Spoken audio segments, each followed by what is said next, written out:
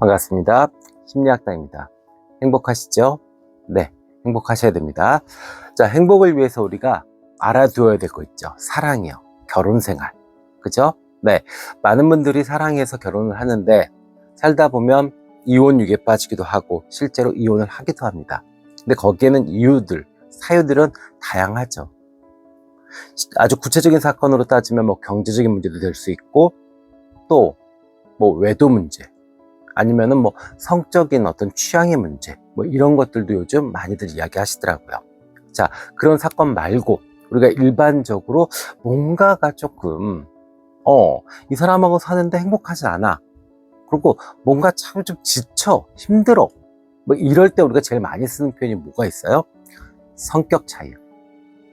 그런데 그 성격 차이는요, 제가 상담을 해본 결과 결국은 습관의 차이더라고요. 그러니까 앞으로는 내가 그 사람하고 성격이 안 맞아서가 아니라 나와 그가 습관이 안 맞아서 이혼을 생각하고 있다 라고 생각을 하시는 게 맞고, 만약에 결혼 생활을 위기를 극복하시려고 하신다면 좋은 습관을 양쪽 부부가 노력해서 만들어내시면 돼요. 아셨죠? 네, 성격 차이 아닙니다. 습관 차이예요. 우리나라 사람들이 이런 표현 많이 써요. 애는 착한데 공부를 좀 안 해. 애는 착한데 하루 종일 게임만 하네. 그거 착한 거 아니에요. 습관이 나쁜 건요, 그거 나쁜 사람입니다. 그게 어떻게 착한 게 돼요? 우리가 너무 편하게 오용해요. 습관이 곧 그 사람이에요. 어제 밤새 술 먹은 사람이면 그 술 먹는 사람이에요. 그럼 그게 나쁜 거죠.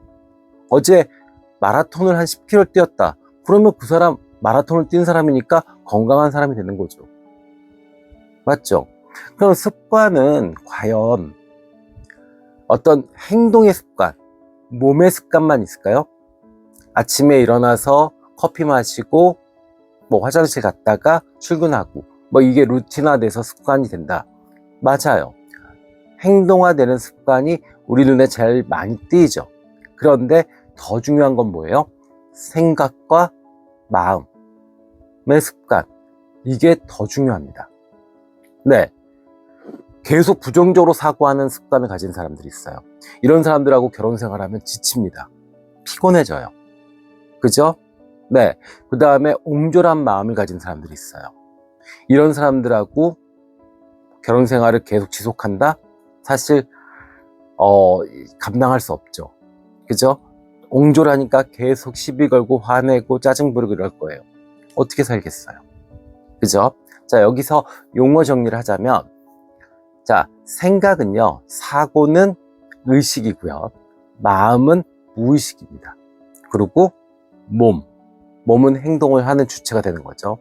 이 세 가지의 습관이 결국에는 부부 간의 어떤 이 애정을 더 돈독하게 해주고, 또 추억을 만들고, 또 어떤 이 발전, 아이들이 잘 자라고 부부가 경제적으로도 더 이게 풍요로워질 수 있는 그런 근본이 되는 거예요.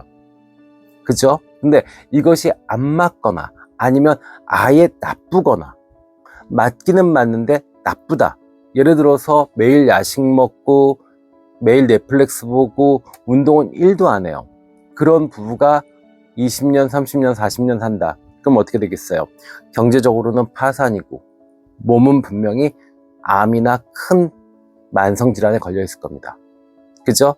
그리고 아이들은 잘 자랄까요? 담보하기 어렵죠. 맞죠? 네. 근데 또 이런 경우도 있죠. 한쪽 파트너는 너무너무 건강한 습관을 가지고 있어요. 새벽에 일어나서 운동하고 그 다음에 식단을 조절하고 그래요. 그런데 한쪽 파트너가 늦잠 자고 배달 음식 시켜 먹고 하루 종일 게임하고 이래요. 또 소비도 사치하고. 이렇다면 이 부부가 같이 살 수 있을까요? 시간이 지나면서 점점 행복해질 수 있을까요? 아니에요. 그래서 진짜 부부 생활을, 결혼 생활을 제대로 아름답게 하시려고 그러면 무조건 좋은 습관을 함께 이루어 나가야 됩니다. 습관이 나쁘면요, 결국에는 어떤 일이 벌어지냐면 노화도 빨리 와요. 예, 그리고 나쁘게 늙어갑니다. 예를 들어서 옹졸한 마음을 갖고 있다라고 하면 이 사람은 젊을 때는 그냥 귀여울 수도 있고 조금 그럴 수 있다. 근데 이게 이 사람이 50, 60이 됐다라고 하면 어떻게 돼요? 그 옹졸함을 고치지 않는 그 옹졸한 마음의 습관을 계속 가지고 있다면 이 사람은 분명히 꼰대가 되어 있을 겁니다. 그러면 꼰대에서 갑질한다, 집에서. 밖에 나가서 사람들한테 시비 걸고 잔소리한다. 그러면 이 사람하고 결혼 생활이 행복하게 유지가 되겠어요? 아니죠. 맞죠? 네. 또 몸의 습관, 행동의 습관. 콜라 좋아하고 고기 좋아하고 매일매일 야식 먹고 운동은 1도 안 해요. 그럼 어떻게 되겠어요? 이 사람은 분명히 노화가 빨리 올 겁니다. 그럼 이 사람하고 같이 결혼 생활 유지 자체가 어렵죠. 이혼이 아니라 이건 이제 사별로 가는 것도 될 수 있죠. 그렇게 됩니다. 그러면 우리가 왜 이 습관을 연애 초기나 결혼 초기에는 발견을 못하냐? 그때 발견할 수 있으면 좋잖아요. 근데 우리가 바보여서 그런 게 아니라 인간 그 자체가 연애 초기 사랑을 시작할 때는요, 그거를 못 보게 됩니다. 왜요? 호르몬 때문에 그래요. 연애 초반에 나오는 호르몬은 대표적으로 3가지가 있는데 도파민, 페닐, 에티라빈, 그 다음에 노르에피네프린이 있어요. 자, 도파민은 아시죠? 중독 호르몬이죠. 쾌감, 쾌락 이런 거잖아요. 그 다음에 페닐, 에티라민은 이게 마약 성분 중에 하나인 암페타민과 유사해요. 그래서 기분을 업시키고 그 다음에 어떤 스트레스를 사라지게 합니다. 그러니까 우리가 사랑을 처음에 빠질 땐 어때요? 그 사람만 생각하면 기분이 좋아지고 지옥 같은 게 다 잊어버리죠. 그죠? 그래서 우리가 연애 중독, 섹스 중독에 빠지시는 분들이 계시는 겁니다. 근데 우리가 모자라서가 아니라 인간 이 자체가 이런 구조를 가지고 있어요. 또 노르에피네프린 같은 경우는 이 심장 박동, 그 다음에 혈압을 높입니다. 그러니까 어떻게 돼요?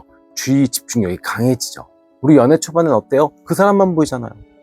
그죠? 그냥 꽃처럼. 그리고 귀에서 종도 울린다고 그러고 막 그러잖아요. 근데 그래요.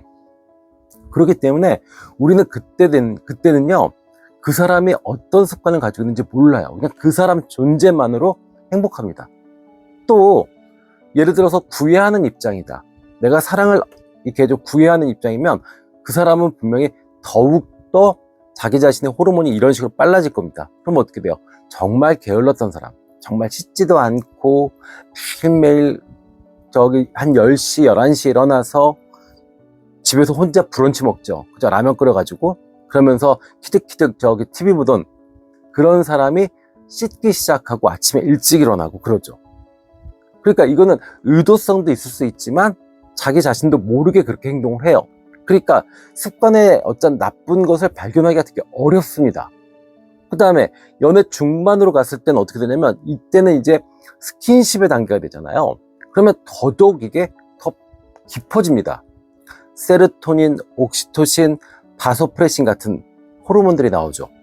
세로토닌은 안정감, 만족감, 그래서 우울감이나 불안감을 줄여줍니다. 그러니까 연애가 이게 막 핑크핑크하고 막 한참 불타오를 때는 정말로 행복하죠. 우울한 거 하나도 없어요. 직장에서 스트레스 받아도 그러고 지나갑니다.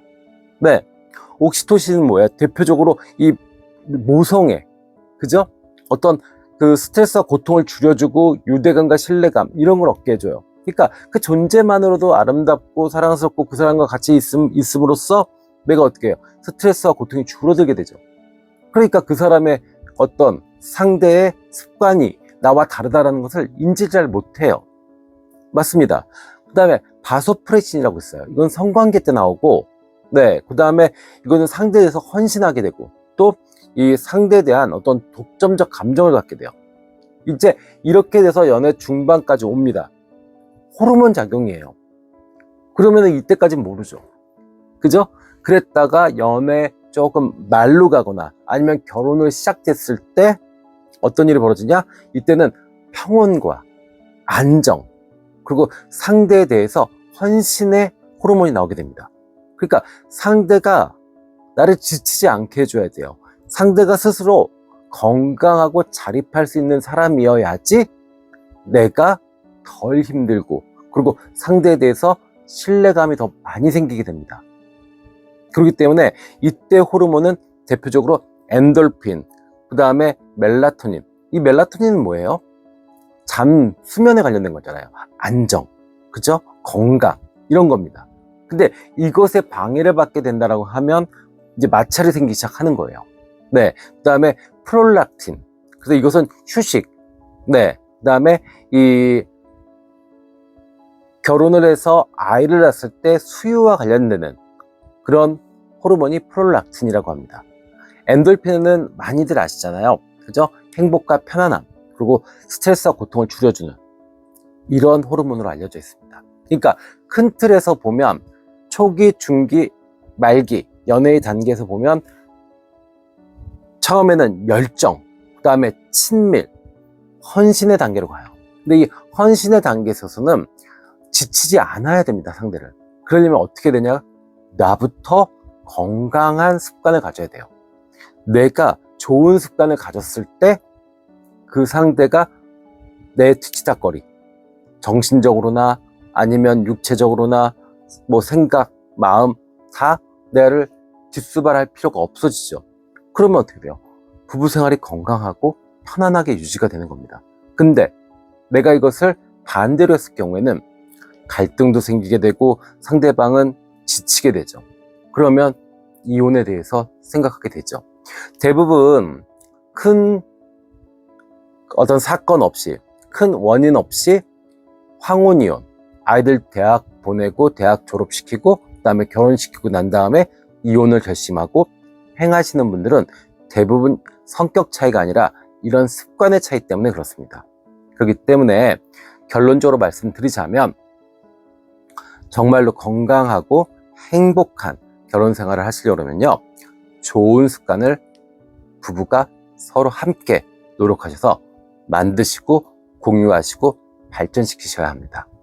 아셨죠?